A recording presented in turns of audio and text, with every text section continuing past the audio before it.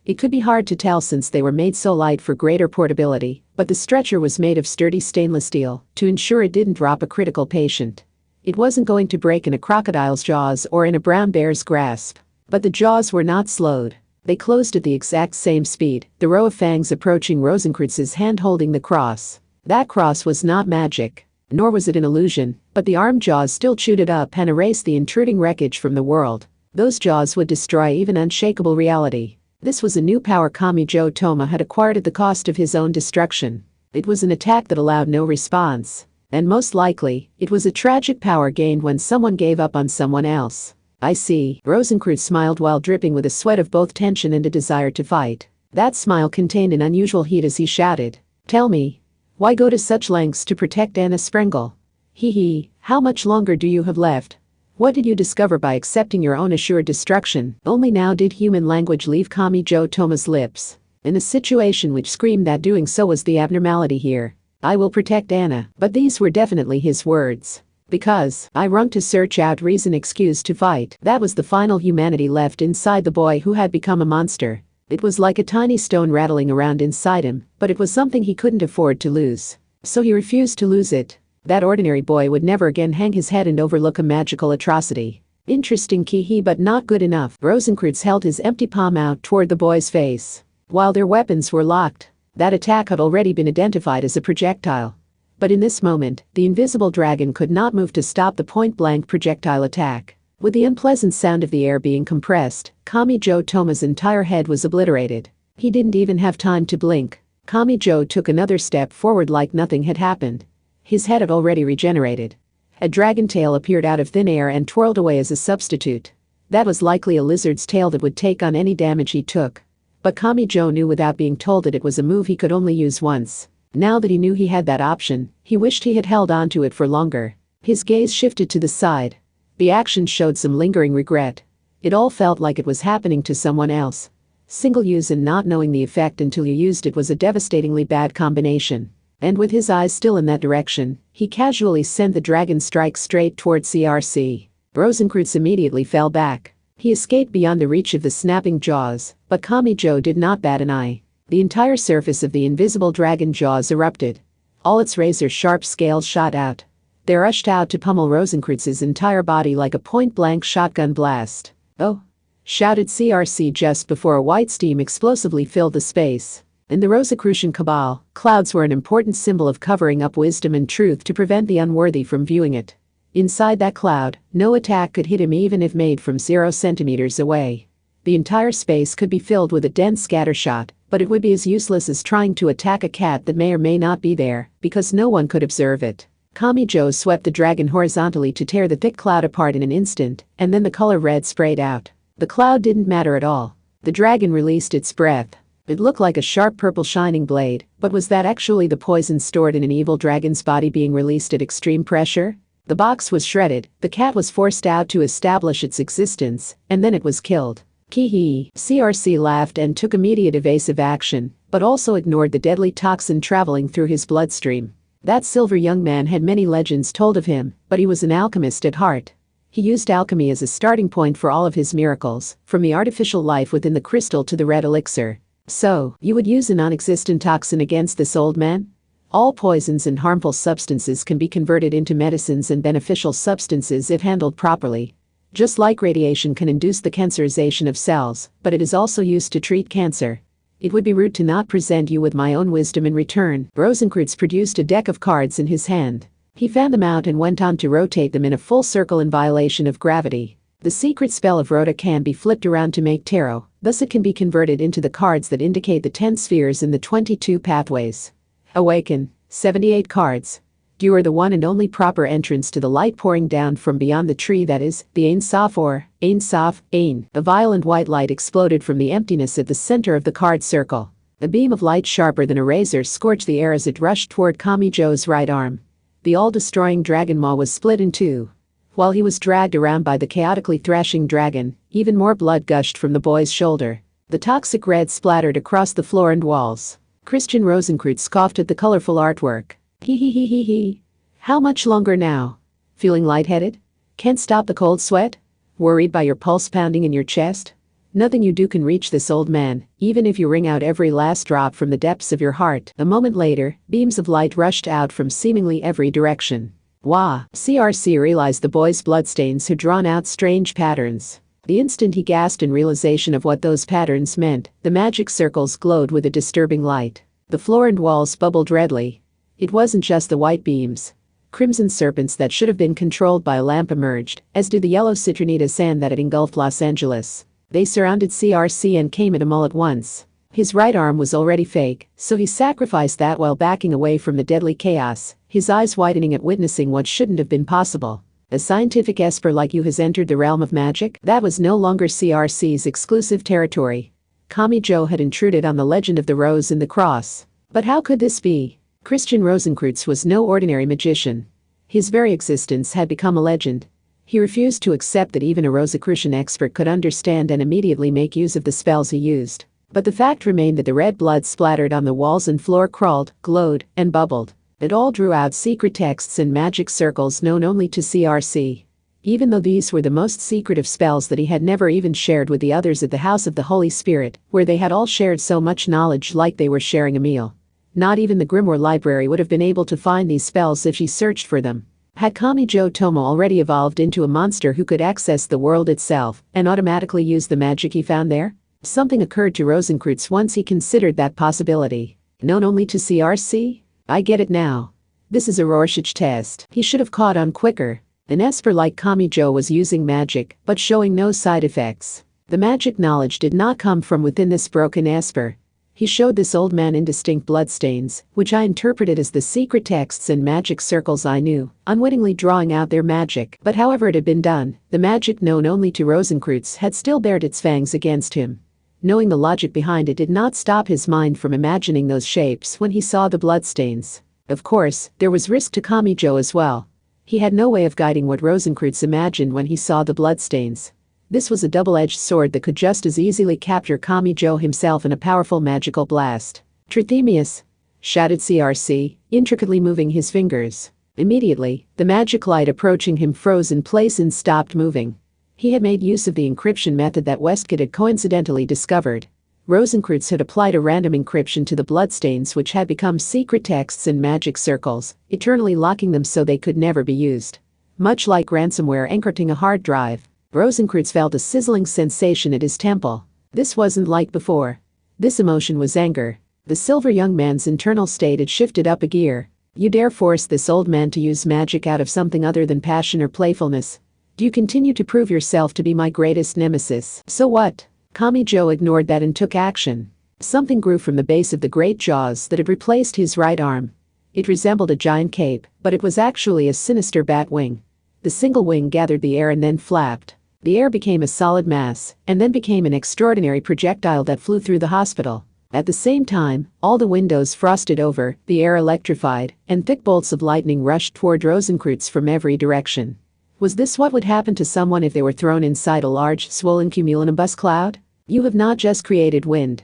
The air pressure obeys your will, allowing you to control the weather. This was well within divine territory, making it a alleged miracle. It could be blessed rain, or it could be electric divine punishment. And CRC could also control clouds. He brought 2 fingers to his mouth and blew between them. One cloud struck the other, the weather conditions were forcibly altered, and the lightning changed course. Kamijo Tomo was already there. He had rapidly covered the space between them, arriving right in front of Rosenkreutz. The silver young man split the floor below him and broke through every floor below that, ending up in the hospital's basement. He wasn't afraid of a normal punch. He only realized after the fact that this had been a downward strike from directly above. But the hospital itself hadn't been damaged. All of the floors in the way had parted like gelatin all on their own. After Dragon Tamer Kamijo jumped down after him, the hole silently closed back up on their own too. CRC held his palm out toward a thick metal door. The red elixir can conquer all deadly disease and even manipulate the lifespan. With a series of solid clanking sounds, the door, a card, a scanning device larger than a fridge, and various other things gathered together and took the shape of a giant doll. It didn't matter that they were all inorganic items. A liquid nitrogen tank must have burst because a thick white frost covered it all. But Kamijo took action before it could actually do anything. In fact, Kamijo had punched Rosenkreutz down here because he wanted something down here. The medical waste incinerator. That special electric furnace could reach temperatures as high as 3,500 degrees Celsius. The wall right next to Kamijo audibly broke. The following crunching sounds did not come from the invisible dragon maw. Kamijo Toma was chewing it in his own mouth. And the boy raised his right arm. The front-facing dragon jaws opened as wide as possible. This was something new. Something massive and brutal filled the depths of that mouth with a dangerous light. He didn't hesitate to unleash it. Magnetron dragon breath. All the dust and moisture in the air burned as a fearsome white torrent tore away at Christian Rosenkreutz. Another taboo was revealed, and that monster was backed even further into a corner. Part 3. Light was compressed, sound was released in all directions, and yet no third party was affected. Not one. The girls had their hands full simply keeping up with the constantly moving battlefield. Misaka Mikoto moved freely along the hospital's outer wall with her magnetism, and Shoku Homisaki held onto Mikoto's hips, but both of them could only watch the intense fighting play out. That had to be the same for Aradia and the Bologna succubus, who were probably outside flying in the sky. No one could intervene in this direct clash between superhumans. Attempting to would cause it all to fall apart.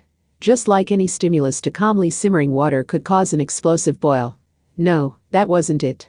That was only an excuse for their own inaction. Their real reasons were nothing so noble. It was me. Mikoto clenched her teeth at the thought. She was staring pale-faced at where the boy's right arm should have been. I pulled the final trigger. She was simply afraid to do anything more. She felt a deep aversion, like she was facing an unknown curse. But this wasn't a gloomy curse born of an individual's grudge or hatred. She was overpowered by the same sense of wrongness people had toward viewing or touching something holy and inviolable. What am I supposed to do about this?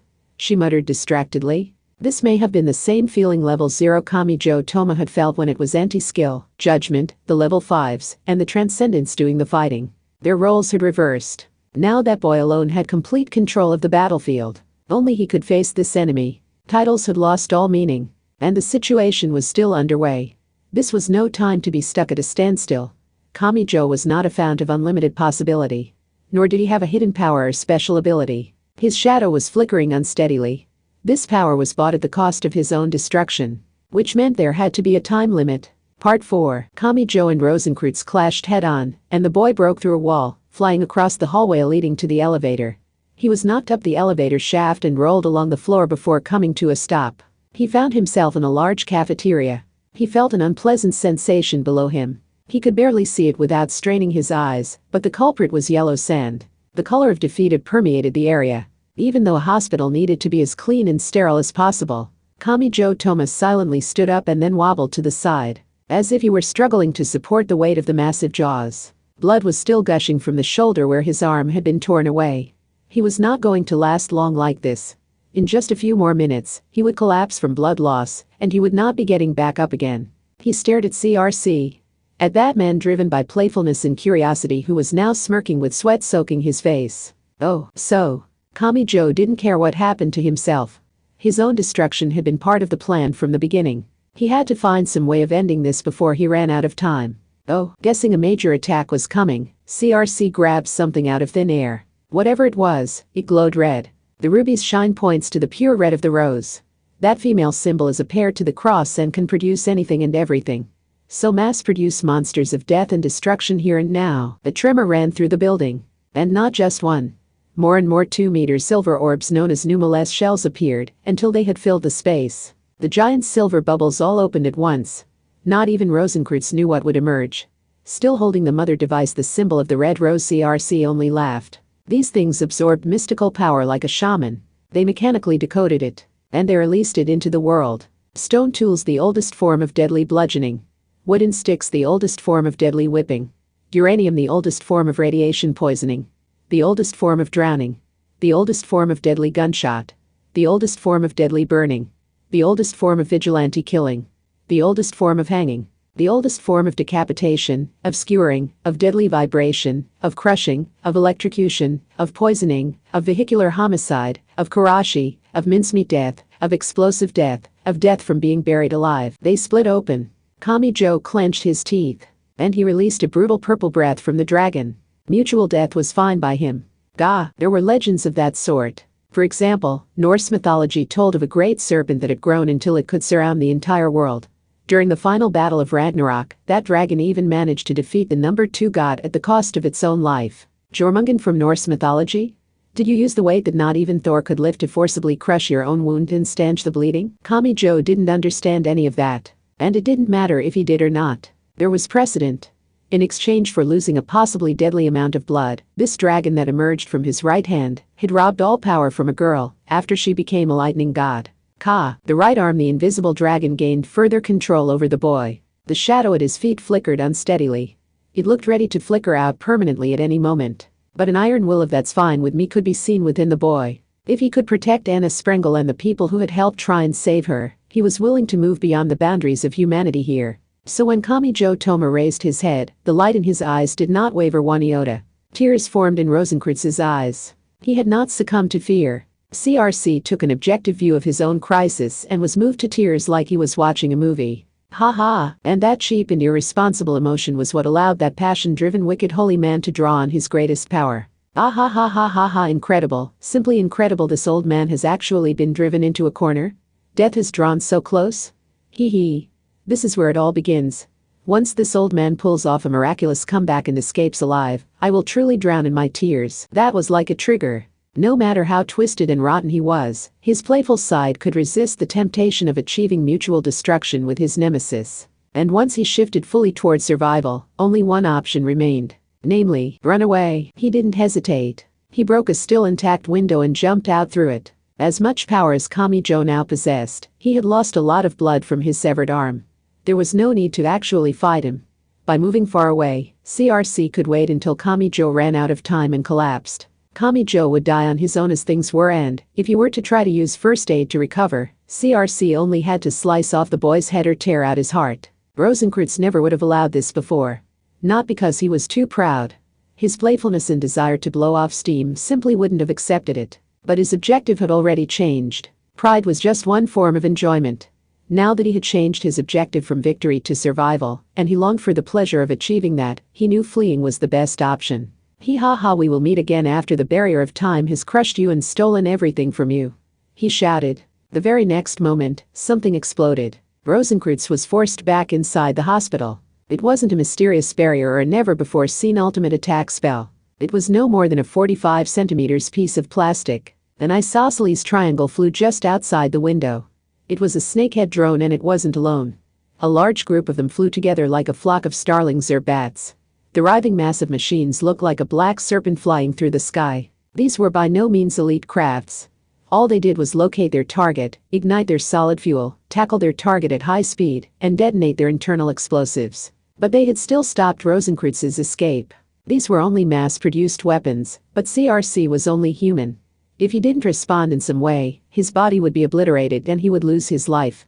This wasn't a decisive blow, but it still forced him to respond, limiting his options. A voice spoke from their small speakers. Don't try to carry the fate of the city on your own, you monstrous freak. This wasn't about catching up or standing on the same field. A group of disposable pawns was enough. You're still human and one of the Academy City residents I'm responsible for as board chairman.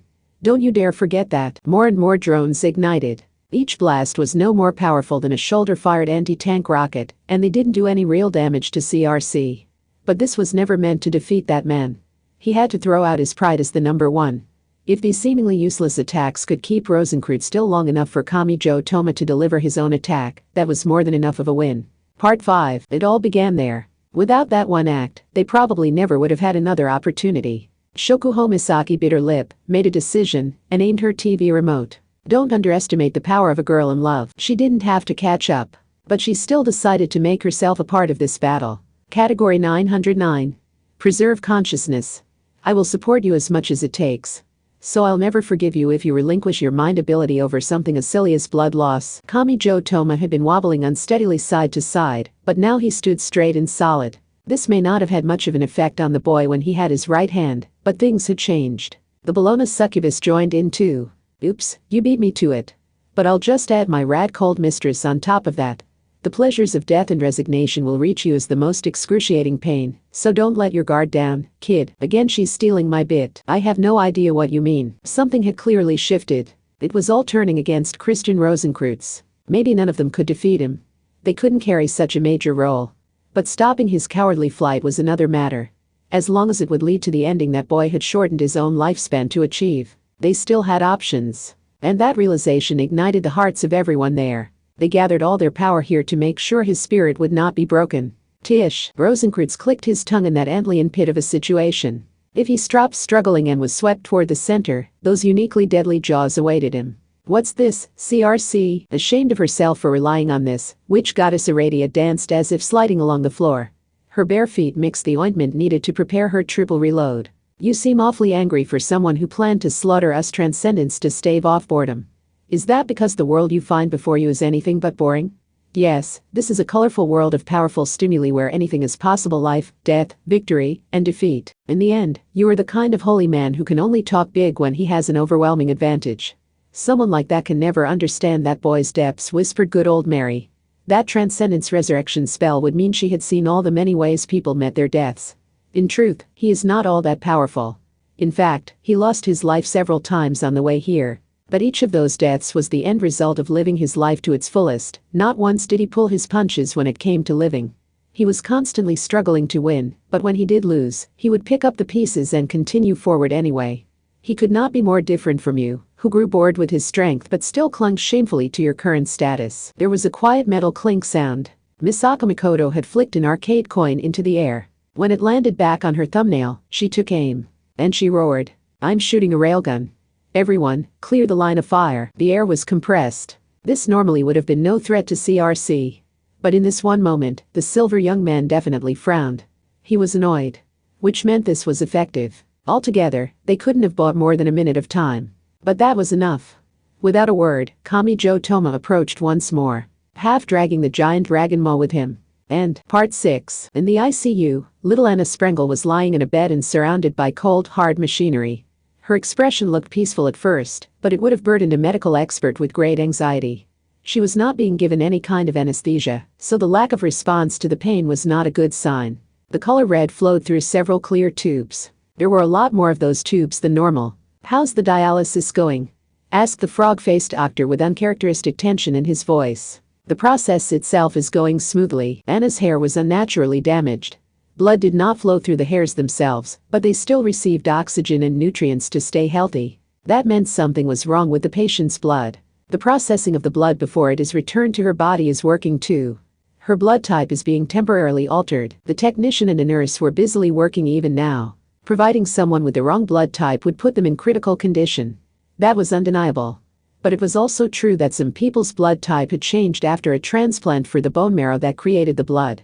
So if all of the blood was changed and not just a portion of it, there was a chance of survival. This so-called curse carries out its fatal attack after identifying an individual by their blood. The frog-faced doctor was a science-side physician. But even if he couldn't explain it with his own knowledge, he was not the kind of person to tell a suffering and dying patient that their pain couldn't be real, because none of the medical texts described anything like it. He would save everyone suffering from disease, even if the disease had not yet been written down in any medical texts. So if the blood type flowing through her veins changes, this curse should lose sight of its target and cease to function. "I just hope that ends this." The word curse gave it an archaic and exaggerated impression, but he only had to think of it like a form of pollen allergy that reacted to an individual's face or name. "I do hope this curse can't last forever without a target." Bacteria harm people in order to survive, and toxins harm people because they took the place of a necessary substance. So if they could not function correctly, they would eventually be broken down, ejected from the body, and naturally disappear. They were neither good nor evil. It was no more than a struggle for survival. "At this rate," muttered the frog-faced doctor. That was when a dull tremor shook the building, and the overhead lights flickered. While this wasn't a complete blackout, it was highly unusual. The hospital always had multiple power sources to ensure the survival of its critical patients. So instead of a problem with the power generation facility itself, this had to be something wrong with the wiring in the wall or ceiling. Something had changed. Critically changed. Part 7. Kamijo Toma slowly collapsed forward. No one could stop it. He had lost too much blood. His time limit had always been 10 minutes at the longest. Not even Shokuho Misaki and the Bologna succubus's psychological support could get him around the limits of his physical body. The only trump card capable of defeating Rosencrantz had broken. He fell to the floor. The dragon vanished into thin air. "Ha ha!" Laughter echoed out. Of course, it came from none other than Christian Rosencrantz. "Now your defeat is assured," said the silver young man, looking down to the floor. Calmly. There never was an answer. You never could have found a way of defeating this old man. But this result is still a doom born of your own choices. You sought strength as a human, but you still grasped it in human power once you were desperate. Everyone watching this must have thought the same thing. Oh, Kamijo Toma has deviated from his usual ways. And that deviation is what brought this result. You made a mistake and you were never going to find real power in that mistake.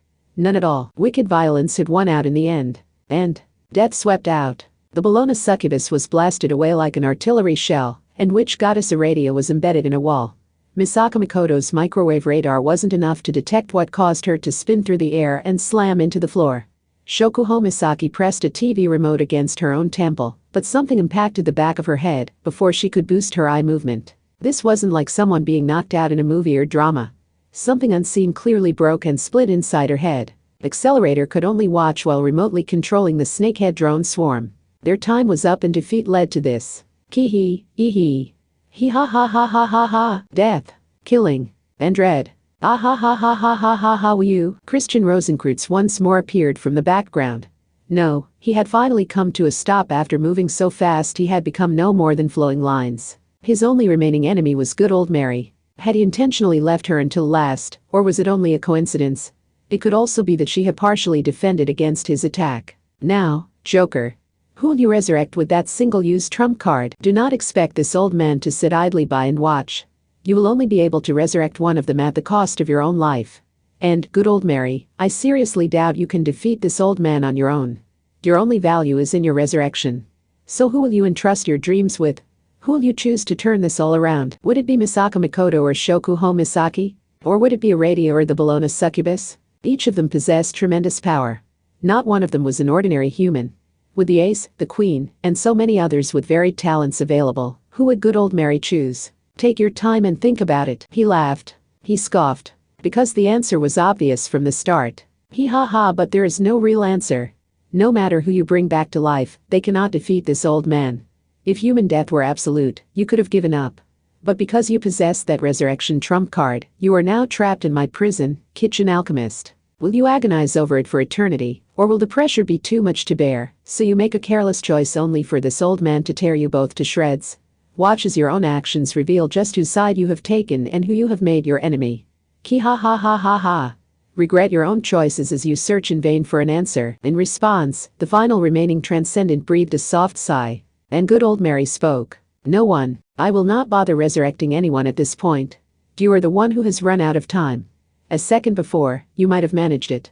But you lost sight of what truly matters here. You continued to ignore the life you should have been focused on taking, and you carelessly crossed the final crossroads. It is too late to put things back the way they were. No matter how much you try. He tilted his head. CRC expressed pure confusion. But the silver young man should have shuddered in fear at that simple truth. He was drawing a blank. He could not come up with anything that fit the situation presented to him. But if whatever it was could slip his mind, how much of a threat could it really be? He still didn't understand, so good old Mary pointed elsewhere. The answer was there. Aleister Crowley. The magician CRC had defeated and proceeded to ignore and had stood back up. He was badly injured. It was incredible he was still alive. If he had feigned death, he might have had a greater chance at survival. But he had instead clenched his teeth and stood up. Who out there had inspired him to do that? Why could that human challenge CRC over and over with the golden retriever by his side? Who did that human really, truly aspire to emulate? I don't care how many times you fail. Words spilled from his cracked lips. The person he had entrusted this fight to had already collapsed. And as a result, 99% of the people who had trusted that boy enough to gather here were now dead. That was a defeat. Kamijo Toma had failed to meet their expectations. But despite the red and black stains covering his body, that human spirit was not broken. Because I will not lose hope in you, no matter how many times you lose or fall. I swear it. Thinking back, it was rare that you found an easy victory from beginning to end. But you always made sure to collect someone's life before it was lost. That was no illusion. So I will believe in you. Do you expect me to accept that a little thing like defeat is enough for you to give up? No matter how many times you fall to your knees, I know for a fact you will stand back up again. Young one, so consume me if need be. Great Demon Karanzan. Holy Guardian Angel Awas, you monsters were always too much for a constant failure like me to handle. But just this once, support me. Help me buy the time we need. Give me the power to uphold my promise. You think he will get back up? Based on nothing? That loser is soaking in his own bloody vomit, and you would still place all your hopes in him? Good old Mary could perhaps resurrect at least one person here if you were willing to sacrifice yourself to my attack, but you won't even do that. That is not what it means to believe in someone, stated good old Mary. She directly cut down that unbeatable adversary's words. You do not believe in someone because it is logical or because the odds are favorable. Human beings believe in and pray to the people they truly want to believe in. You were once a target of that sort of belief. If you have forgotten this, then you really are unworthy. Unfortunately, the savior that Mama and the rest of the Transcendents prayed to was not at all what we hoped for, so good old Mary had chosen to believe in that boy instead. Truly believe. If she sacrificed herself to resurrect one person here, it ended there. Once she died, her resurrection could never be used again. But if she was patient, survived, and believed that this deadly battle would be overcome without choosing the easy option of self-sacrifice, she could use her resurrection on each and every one of them. Only then was the possibility of saving everyone available. That was what it meant to believe in someone. Such belief was never spoken of in terms of at least. Not everything came down to superhuman actions. There were options that became available if you wished for them hard enough. No one was discussing logic or odds. The thread of possibility was so very thin, but good old Mary chose to believe in the future she most wanted to believe in. Because she knew the foolish compromise of forcing herself to believe in something she didn't want to believe in would never lead to a gentle and happy world. And no matter how absurd it might seem, there are times when our selfish expectations and beliefs are answered. There are people who will crawl through the mud and do whatever it takes to make that happen, no matter how poor their chances. And sometimes they will ultimately reach what they were struggling for. People value such things as miracles. CRC, I am certain you were once capable of that. You might have done so even in the modern world. But while you let your passions and playfulness guide you, you passed the final crossroads and reached a point from which you can never return. In the very corner of his vision, Christian Rosenkreutz saw something rise up. Whatever it was stained red and black. It was someone who should not have still been alive. The answer was obvious. This was what the living and the dead had all believed in. Kami-jo Toma. Impossible, blankly muttered Christian Rosenkreutz, suddenly trembling. You never had a chance to use your resurrection. This old man would never have missed it. True. But Mama did not use it on anyone. Not even him. Then this can't be happening. A normal human had his arm severed and was left to bleed out for 10 minutes. Do you have any idea how much blood he would have lost in that time? The answer is in liters. And you expect me to believe he overcame that because of some nonsense about believing in him? Should you really be spouting nonsense at the moment, CRC? Need I remind you that you are the corpse the bridge builders cabal once believed in? Solemnly stated good old Mary. He answered our call. Unlike you, he did not run from the power of belief. The rules have changed. You completely missed the crossroads you couldn't afford to cross and you walked right on through. The legend so many people believed in and prayed to is long gone. You are no more than bait now. Bait used to show off a new legend that has accepted the power of belief and is working to create a better future. You allowed yourself to be reduced to this, CRC. Kami-jo made a horizontal swing of his non-existent right arm. The invisible dragon burst out. It emerged once more. That was the answer. Kami-jo Toma and Aleister Crowley stood side by side, both bloody and battered. They didn't need to exchange any words. This team-up should have been impossible, but it was possible within the legend of this moment. There was no cue. Aleister simply gave a thoughtful look. A moment later, they both raced forward, straight toward their greatest enemy, Christian Rosenkreutz. Oh, in response, CRC gulped and calmly worked out the answer in his head. The scientific angel Kazakiri Hayauka and the artificial demon Cliffa Puzzle 545. And the person behind those two. New board chairman accelerator. That particle accelerator cannon that gathered all the city's power was not aimed at this old man. Using the hula hoop particle accelerator to launch a deadly attack within the city was all well and good, but what happened at the other end? They couldn't have it pierce through the outer wall on the opposite side of the city and then burn down Shinjuku and Yokohama beyond. This group was too soft to accept that level of sacrifice. So what had they done? His miniature model was useful for running searches, but there was one thing he had to watch out for. It only provided the information he actively worked to search for, which meant he could miss something, especially when it came from a blind spot he hadn't considered. You were holding 2 non-humans in reserve, but you knew they could not defeat this old man if you simply sent them after me. So you found a way to inject them with a massive amount of energy without me noticing. Angels and demons are effectively collections of energy, so this boosted their raw strength and energized them. They had sided with Kami-jo Toma. Realizing they couldn't defeat CRC even in their boosted forms, had the scientific angel and magical demon instead opted to assist Kami-jo? As the leader at the top, the question for Accelerator wasn't who achieved the victory. As long as he could eliminate the threat of Rosencreutz and bring peace back to the city, nothing else mattered. It wasn't an issue of logic or odds. People believed in the person they wanted to believe in. So while he wasn't physically present, the number one had not hesitated to focus on that particular trump card. Did you use the absence of his right hand to sneak them into his body? So that their invisible hands could squeeze his stopped heart and start it beating once more. Thus, it wasn't just two people approaching Rosencreutz. Far more people had believed in that boy. They had entrusted him with their lives, their futures, and the fates of Academy City and the world. Rosencreutz. It doesn't matter how hopeless a reality you are. Yes, and it doesn't matter how much of this world you destroy. Kamijo Toma would not run away. He carried all those things on his back as he poured all his strength into the invisible dragon. If you insist we can't save anyone here, yes, and if you insist neither the good nor the evil can save people. The hits landed simultaneously. Then we will destroy that illusion. The God-purifying demon destroyer and the conqueror of the Battle of Blythe Road. Two inhuman fists flew and mercilessly launched Christian Rosencreutz beyond District 7's borders. Part 8. When the little wicked woman opened her eyes, she had no idea where she was. She saw a white ceiling, detected a chemical scent in the air, and noticed a great quantity of medical equipment surrounding her. The hard plastic mask over her lower face irritated her. But she was hesitant to move. She didn't think she even could move right away and, given the tugging sensation from beneath her skin, she could guess she had several needles piercing her blood vessels and had tubes and electric cords attached all across her body. Nevertheless, she was alive. Anna Sprengel was alive. Where am I? Peering down at her was a doctor with a froggy face. He gave her a gentle smile. This doctor had lived up to the belief a certain boy had placed in him. Heaven Chancellor spoke in the same way he always did. You're going to be fine. It's all over now. Some who saw this might have praised it as a miracle. The commonplace miracle of life. Between the lines for, ugh, is this for real, mistress? Yes. As much as I would prefer not to believe it, it appears so. Epilogue. A certain truth in the collapse of it all black humor. It was his own groan that did it. Kamijo Toma's mind was shaken and he awoke in a bed. He was in the hospital. Honestly. Why are you making me save you, fool? He heard a sulking voice. A little wicked woman sat next to him in the visitor's chair, something inserted into the inside of her elbow. Blood was gathering in a bag through a tube. Apparently she had given her own blood to save Kamijo from the massive blood loss of cutting off his own arm.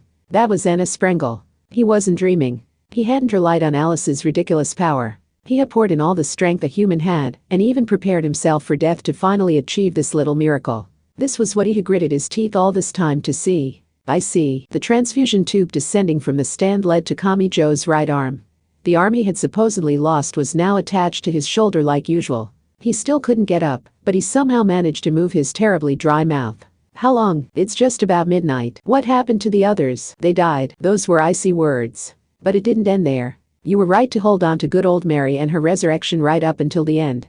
If you had forced her to sacrifice herself, you would be cleaning up after a tragedy right about now. He wasn't sure if he could say this was a good thing. But at the very least, it wasn't the end. Misaka Makoto, witch goddess Aradia, and everyone else involved in the hospital battle must have been revived. That resurrection only reverted the dead body to the moment of death, allowing an attempt at CPR. That meant there had to have been restrictions and the possibility of failure, so he was glad to hear they had overcome all of that. The large hospital would have had plenty of blood and iron supplements to go around. Districts 12, 23, 18, and 7 were freed from the yellow citronita sand.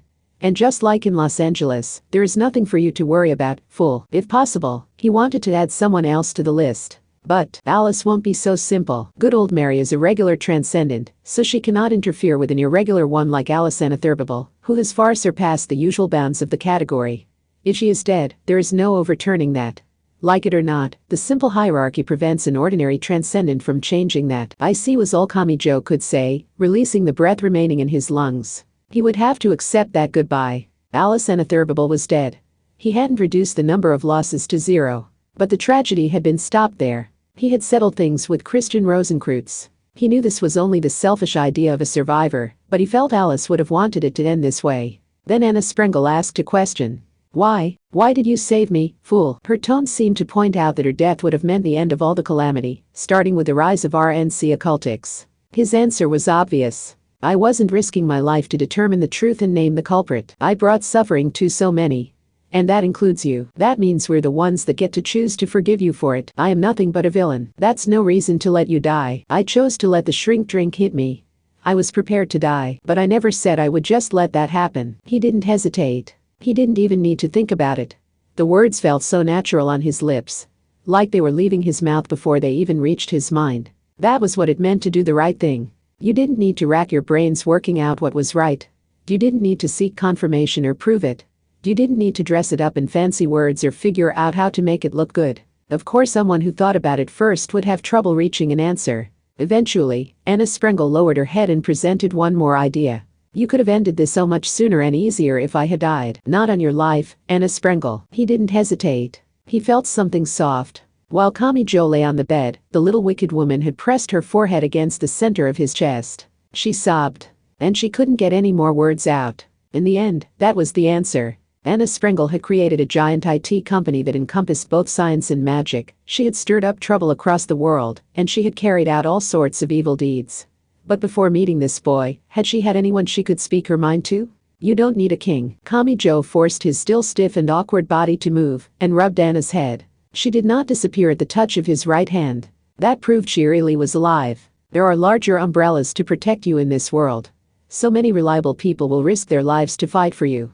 So I promise you, Anna Sprengel, you do not need to wander this world searching for some non-existent king." At the same time, he confirmed that he could feel his own right hand. It was definitely there. He only vaguely remembered when his shadow had flickered like a dying fluorescent light, and his existence was being gradually dragged into illusion.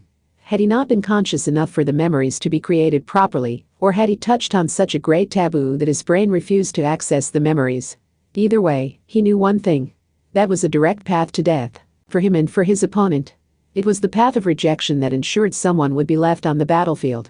It was a greedy Antlion pit that swallowed up all life, both enemy and ally. What would have happened had good old Mary not been there? How many people would have been lost during that one night? He would never do that again. Never again would he choose to throw out his own life in the lives of others. He would never give up on his humanity and turn to illusion instead. But he was still glad he had done everything he could to save Anna Sprengel.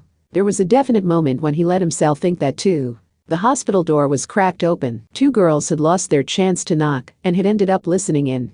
"What do we do about this, Misaka-san?" "Don't ask me." Christian Rosenkreutz had been an extremely formidable foe. It was still hard to believe they had safely settled things with that monster. That they had was a cause for celebration, but that didn't address what they should do about Anna Sprengel and her many evil deeds. Misaka Makoto thought Anna deserved to be punished. That was her honest opinion. Not for the sake of the world or the people who lived there. This was nothing so grand. For her, it was the simple fact that the boy she knew so well had nearly been killed. But he's forgiven her before we can even have our say. Anything we do now would be the extra kind of superfluous, wouldn't it? Something else was underway as well. It was midnight, marking the beginning of January 6. Was it over here? A nun in a pure white habit walked to District 12 with a little magic god on her shoulder. Their focus had been different from the start. When the chaos of battle split everyone up, Index and Athanas had intentionally left the battle line. Christian Rosenkreutz was a powerful magician whose spells were a mystery, even with the knowledge of an entire library of grimoires to draw on. Which was why they had felt a strong need to carefully observe him and divulge a weakness. Index was specialized for that role in the first place. Kamijo and the others had ended the fight in a rather forceful way before these two could figure out Rosenkreutz's spells, but coincidence had worked in their favor there. They had successfully seen what happened to CRC after he broke through the hospital wall and flew off like a shooting star. Athanas rushed Index from atop her shoulder. "Hurry. It's already been several hours. If he can still move, he might decide to retreat. This is all for naught if he manages to recover his strength and returns for a rematch." "I know that," snapped Index, still facing forward, with an expression she would never show in front of Kamijo. That was clearly not a battle Toma should have won. If he's forced to fight something like that again, there's no way he survives. And they found him. It was hard to miss. The asphalt was broken and torn up in one spot. Something stirred at the very center. It was Christian Rosenkreutz. He was still alive. Hee-ha. This is not over. This old man's passions have not been extinguished. So I have no reason to stop. And I have found it. The transcendence of the bridge builders' cabal, the ones who created this body, are not who will obstruct this old man's curiosity. There is only one. Just one pathetic life not even spoken of in history. I'll do it coldly, stated the 15 centimeters god, despite the great discrepancy in heights. I'm a war god, so I'm used to taking lives. Grimoire Library, you keep your hands clean. That would be best for my understander. CRC's head turned their way. What did they look like to that ugly young man who could only view the world through his passions? You would try to stop me? No matter how torn my flesh and broken my bones, taking 2 lives is a simple task. Shall I take them as a souvenir? Not that you have any say in the matter. No, know that, for some reason, Athanas was no longer looking at CRC. To the very end, he didn't understand why. Because the 15 centimeters god had given up on conversing with him. Whatever. It's not like saving you would accomplish anything. There was a sticky tearing sound. Again, Index didn't understand. She had more than 103,000 grimoires in her head, but she still couldn't explain what had just happened before her eyes. A large chunk had been taken from the side of CRC's neck. Eh? His grunts of surprise were disturbingly wet. If not even Index understood, there was no way CRC could know what had happened to him. The answer was a small hand. The child's hand slowly opened and closed in empty air, as if tearing off a piece of soft bread. Georgia Wye? Huh? What happened to this old man? The pain must have caught up to him because Christian Rosenkreutz held a hand to the side of his neck and raised his bloody voice. The dark red liquid continued to flow out from between his fingers. And from his mouth. Where was the blood coming from and where was the flow connected? It was a frightening thing to imagine. He received no mercy. He slipped on his own blood and fell to the filthy ground where he found someone peering down at him. Someone very small. She had been short to begin with, but she was even shorter due to the lack of anything above her neck. He recognized her. There was only one person this could be. Alice Anathurbable. That little headless corpse stood firm on her 2 legs. A dark figure stood next to her. The young butler wore a tailcoat and held a sword cane. He did not speak a word. H.T. Trismegistus was entirely unchanged, still serving his master as common sense dictated, so he must not have felt any particular need to speak. Only that butler remained dedicated. He was a true transcendent in that he had not set one foot outside his own salvation conditions. Why? The pain vanished once more within CRC. A much greater question had numbed his entire brain. Or maybe it was the common fear. Yes, this old man made use of her body. I made her dead flesh rise again to launch a surprise attack on Anna Kingsford. But how is this possible? Why would she get back up again now? That spell does not last forever. Rigor mortis should have faded away, and decomposition should have begun by now. Stop. That word was not directed at Alice or at Rosenkreutz. Athanas had stopped Index from thoughtlessly rushing in. That calamity was already over. So do not get yourself involved. You are looking at this the wrong way around. You completely killed Alice Anathurbable? So what? We don't even know for sure if Alice is really human.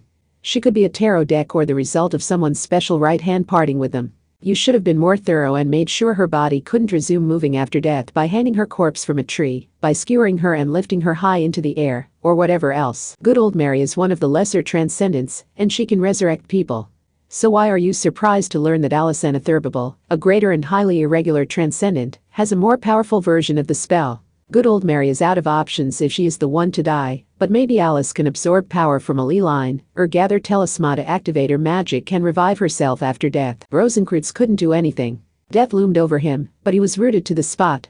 Even though each movement of the little hand produced a disturbing sound while more of his body was torn away. So, he couldn't stop the movement of the headless corpse. The incomplete vocal cords vibrated. He should have stopped this immediately. The man always resented it. It was like the beginning of a storybook. The words were spoken in the smooth, gentle tone of a mother reading to her small child. He resented his own creation. He resented that a legend which should have been laughed off as an obvious lie, instead gained a life of its own. So he tried to put a stop to it and reject it. He wanted to make it nothing more than a joke. But by that time, too many people had come to truly believe in that legend. So no one believed what he said. However, the actual story being told was a terribly cruel one. CRC stared blankly, forgetting all about the destruction of his body. It wasn't that he hadn't noticed. It was more like the shock was so great his mind had gone blank. Eventually, the pitiable man's words were entirely ignored. And as time passed, knowledge of him faded until he was entirely forgotten. Why? Because that was more convenient for the people of the world. Because no one cared anymore if their truth was in fact an obvious lie. So the poor man resented it all the more. He resented the foolish people who refused to listen to him. But more than anything, he resented that the character he created had gained eternal fame while he had vanished into obscurity. Why? Why did she know this? Is she reading this from the pieces of my body she is tearing away? Like a potter checking the broken fragments in the kiln to see what went wrong. So to give his character a bad name. Stop. Wait. He chose to become his character. Shut your mouth. Right this instant. She did not stop.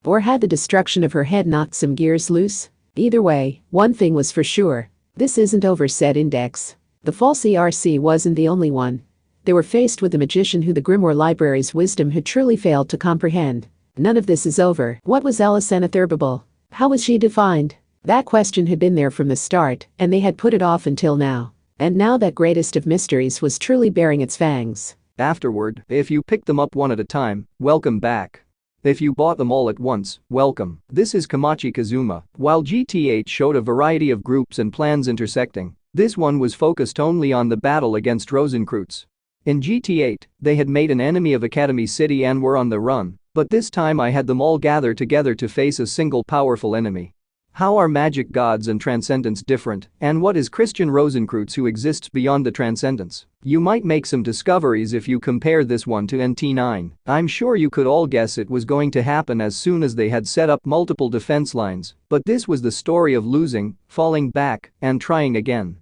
Instead of crawling up toward victory, I wanted to research ways to show beautiful defeat, and I poured all of that into this superhuman battle. But what did you think? Anyway, Kami-Jo Tauma would not be broken this time. No matter what. With the exception of magic god Othanus, who suggested that the world would be happy if he alone were gone, Kami-Jo always continues resisting. Maybe he's weak to the north wind and the sun approach, and this time, the Academy City next-gen weapons that caused Kami-Jo's group so much grief in GT8 are now on their side. Weapons themselves are neither good nor evil, it all depends on who is using them. Not that whoever is on the receiving end is going to care much about the morality of the issue. I also had some fun turning some things around, like having Kami-Jo Tauma finally do the one thing I never had him do before, or having him deliver the final punch with someone else. There are options he only has after abandoning his right hand.